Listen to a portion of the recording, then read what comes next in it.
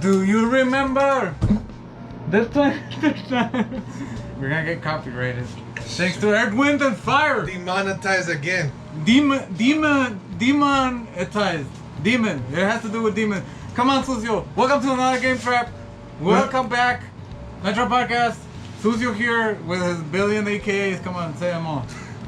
Bueno, baby, Sucio, aka Cerberus, aka Top Boy Supreme, aka Lesbian Wolverine, aka Cubija Channel Kicks Boyfriend of Everybody's Mom, aka El Cucuy Más Consentido del Chuco. Thank you for having me back. And today he is also El Caterino. What the fuck is that? So, if you didn't notice the thumbnail and you don't know how to read or look at your fucking shit, we're talking about Catherine, baby. Catherine, full body. Atlas, Catherine, full body. I'm probably gonna be talking more about the original one because that's the one I finished. I played a little bit of this one. I finished this one. It took me a hellacious time. So I fucked up by putting it on hard mode, but please get into it. So the first game has 2 Catherines. The third game has 3 Catherines. Yeah. The fourth game, no, there's no fourth game. And then it's Catherine with a C, Catherine with a K, Catherine with a Q, Catherine with no penis, Catherine with a penis. There's a sheep, a sucky, whatever. Okay, let's just. Yeah, one of them is not even real. Yeah, there's a guy who has glass, whatever. Like, I mean, you know, there's a lot of shit in this game. Oh wait, well, let's get it out. We need to really kind of step into this and talk about it on a very, Well, wait, you played it on PS4? Well, objectively, to talk about this game is to say it's a puzzle game mixed with a dating simulation game, right? No, you know what it is though? Like, to be real, we were talking about right now with Captain Tsubasa, Super Campeones.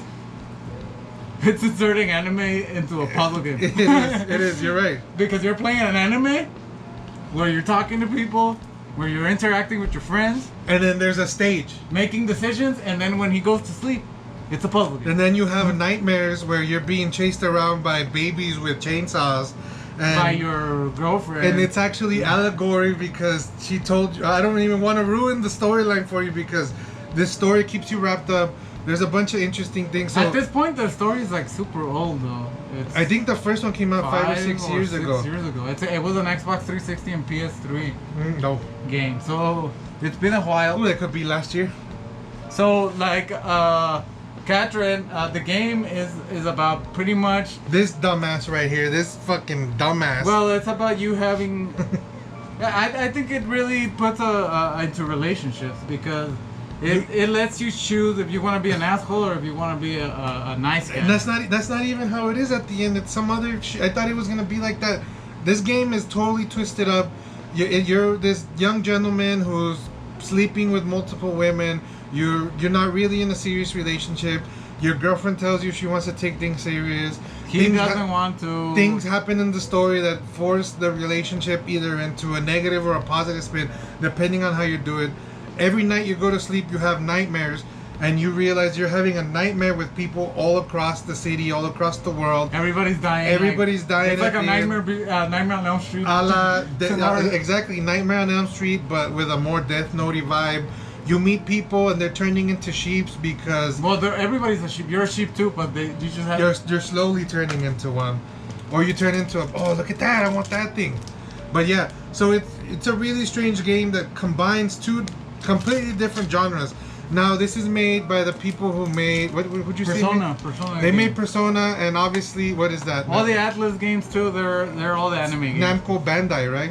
No, Atlas is they do like all the anime kind of like. Well, I feel it's Sega. I know it's Sega or something, and this is why. So as you play this game, it gets intensely harder. They start adding puzzles and traps and different things because you're climbing up little. It's like puzzles. A tower. Like you move blocks. It's like Jenga. Yeah, you move blocks. You need to find out strategies of how to get because the tower is slowly fucking falling. Yeah. So you just have to like or you're think being quickly. or you're being pursued by some monster that represents like some aspect of your life that you're trying to work through, some issue, some personal issue. It's really strange how funny and horrifying, and at the same time it's like really entertaining though. It's really strange in a kooky fun way. It does get frustrating at some points when you're like just doing the same shit over and over, and then all of a sudden I used to leave the controller for a while and then come back to it, and I came back like fresh and better, because it's just like then you get the eureka moment. Well, because your mind is just like all You're mush burnt. because You're it's burnt. like, it's like it's too much. This granted, this is me for the, because they added the third girl or boy, Rin. which is Rin, but you then find out that her name is Catherine with a Q. Spoiler alert. But it's a transgender person. There's multiple transgender people, which is depending cool. on who you date, depending on what what options you pick, you're gonna have. Well, that's cool though that they put, that like basically telling you that love is love no matter. Love is personality. You love that person. It's not about gender, and it. I think that's a cool thing that they added, especially in these times. And if they don't have a gag reflex. And then back in the day, though, this is a. I bought the special edition for PS4, which you have is. I have the steel box. I fucked up. I didn't bring it, but it's beautiful. The steel box edition is beautiful. And then I pre-ordered this one because I'm a big fan of Catherine. So, and then it has the keychain. The little sheet. Look at him. But the fucking one, the special edition for PS3 and Xbox 360 back in the day, was a huge box that had like posters, that had like. Yeah. But dude, the best thing, it came with them fucking heart-shaped boxers. It had the boxers. Dude. No, with your little pillow? It didn't have the pillow, but it had the fucking boxers, dude. Oh, that's dope. That's a fucking badass. I do love special editions with crazy shit like that. Now, I really want to touch on a note about the gameplay. As I was playing it, you climb up this tower. It's a porn game. You're trying to get laid. The monster comes to you in the night and then sleeps with you. But okay, it gave me a recognition of two things. Doki Doki Literature Club, which is a really strange game about a character that's trying to control the player into dating the computer and killing off. It's the one where it like calls your name out. Yeah. That one's really. It's okay. It's like Doki Doki Literature Club in the sense of horror, that it's kind of creeping up on you slowly and you don't realize. And then at the same time, it reminds me of what was that other fucking game? I can't remember. Tecmo's Deception for the PS1, and I'll tell you why. As you were climbing up and you realize how the traps are laid there for you, is the way I remember those traps being for PlayStation, the PlayStation 2, PlayStation 3 versions, where it's like really funny traps that are not. They're not scary, they're not horrifying, but at the same time you're like, oh fuck, I fell in the pit. Oh fuck, I got springboarded over here. And looking exactly at those models reminded me exactly. So I'm pretty sure that some of the team on Techno Deception 3 and 4 are on this team, because it was very familiar, and I falling into the game liking those really kind of like quirky, strange puzzle games that actually made you think of and at the same time it's fun, at the same time it's ridiculous, at the same time you have a cool movie dating. Yeah, that's what you said. It's like a fucking 5-hour movie. There are hour-long cinematics. Well, and it's done by Golden Pictures with Do Enemies. It's beautiful. I mean, this is actually really one of strange. It takes me back to Jet Set Radio. It takes me back to the Dreamcast days. This game really kind of gave me a nostalgia trip, because it was an old school game that's refined to get to this point, to a game that's that much of an immersive experience. Well, for this one they added the randomized puzzles, and then you can do co-op. The power of don't even get. Some people stay 3-4 hours on that. I can't even. Well, they do co-op too, because it could be two people and they can help each other. But I don't know, man. That gets stressful. Thinking about. Just thinking about it stresses me out. We can't even get the same time. We're like, oh, I'm gonna be there at 11:30. I'm over here at fucking 10:50 and shit. So, anyways, what are you gonna give it, dude? Me personally, look, I love puzzle strategy games. I do love dating simulations. I kind of wanted to get into Persona, but I feel like this is a very much like touching dipping my toe in the water I'm gonna give it an 8.5 because of how strange it is, the uniqueness, the storyline. I thought, like I said, it took me back to an older Sega generation. This is the culmination of all that. It was horror. At the same time, it was interesting. At the same time, it was funny. Such a mix.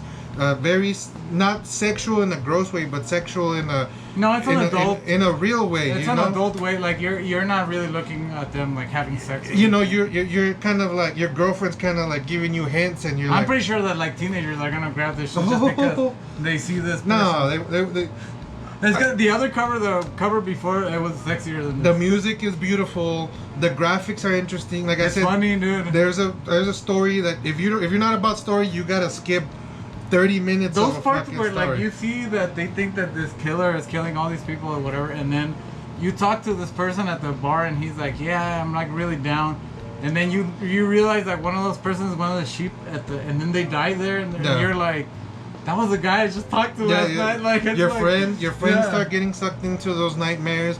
You want to save people, and at the same time you have the option of being a dick to people. And there's like 20 fucking endings. So you can play this. I got married in my ending. Okay, I know how to hold down a man, guys. I stayed down with Catherine with the original, and the other one it just stayed. I think they got married too, but it was with her original Catherine.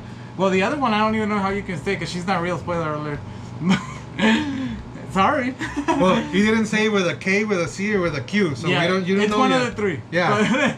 But anyways, I'm gonna give it a 9.5. Okay. Almost perfect. Mm-hmm. The only reason why I lower it is because I do get frustrated when I've been playing for 5 hours and I'm not moving from the same shit. You're still doing the same circle, but it's addictive though. There is a moment where you sit here and say, you're like, fuck yeah, I got it. Yeah, I finally. That's what I like about those games. That when you're like, once you win or once you get it, it's so satisfying. That's why I got into skateboarding, because once you land the game, it took me 6.5 years to do a kick flip, but once I did it, yeah, bro, it feels like a fucking victory. It only took me 3 years to do another one. So 9.5. I mean, and people know that this is one of my favorite games ever because I have it on Switch. I didn't know. I have it on PS4. You didn't I have it on we don't even Xbox talk no 360, and I have it on digital for the Xbox. So damn, you do I have it 4 times. Why do I need it 4 times? Who the fuck knows? One in each arm and one in each. Anyways, I just want to have it everywhere, whenever I want. All day, every day. So 9.5. But with that said, I can't get enough Catherine in me. Or Catherine can get enough of me, and then. Anyway. 2020, baby, you don't know. Nobody's safe. So, anyways, with that said, thank you guys for watching another Night Trap Podcast. At Night Trap Podcast, get ready for Halloween. Halloween time, baby. Hopefully, we get another interview before that. We'll see what happens. But, dude, we got a lot of stuff coming in. We got a lot of weird projects that need to keep open-minded. This year has been crazy. Thank you guys for following us. We appreciate, we just celebrate. Well, I mean, by the time you watch this, my 1 year anniversary. So thank you, Mijo, for having me on the show. Stay sweet, don't change. I knocked your fucking. But if you have Corona, change, please. Change your fucking habits if you have Corona, please. But yeah, stay sweet, don't change. Have a great summer. Keep in touch. Night Trap Podcast, Halloween, Catherine, 9.5 out of 10. So 9, an average of 9. Fictional girlfriends. Thank you guys. Later. Like, subscribe, share. Later, bitch.